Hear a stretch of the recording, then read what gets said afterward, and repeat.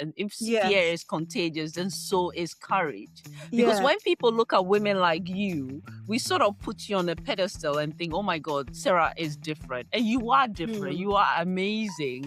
You combine the feminine and the masculine in ways that not a lot of people are able to pull off. But at what point did you realize that courage was as much contagious as fear is? Because I think we all get it that when you're afraid and people around you are afraid, you all sort of shrivel and get scared.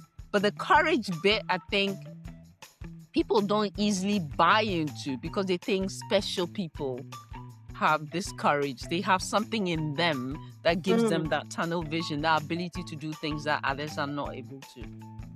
Yeah, and I think that's a really, that's a really astute point, and so many people say exactly that. And I think it's probably something that I didn't realize until I left the military.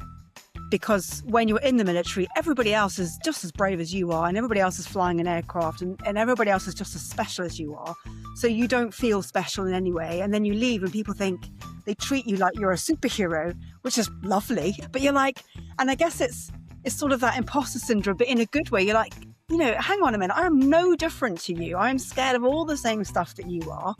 I want to be a good parent, and I want to be a good person, and I'm worried about all these things that I think that we all worry about. So you're kind of thinking, like, hang on a minute, we're not so different. It's just that my experience has put me in a scenario where in many ways, maybe I just had to be brave, and it was expected that we were brave. And then you realize that you can be, but you also realize how ordinary the people are that you serve alongside, and actually, a lot of pilots are quite geeky, for example, because, we've come from a sciencey background. There's a lot of cargo pants and sensible shoes that go on in the pilot world. It's just really not like Top Gun at all.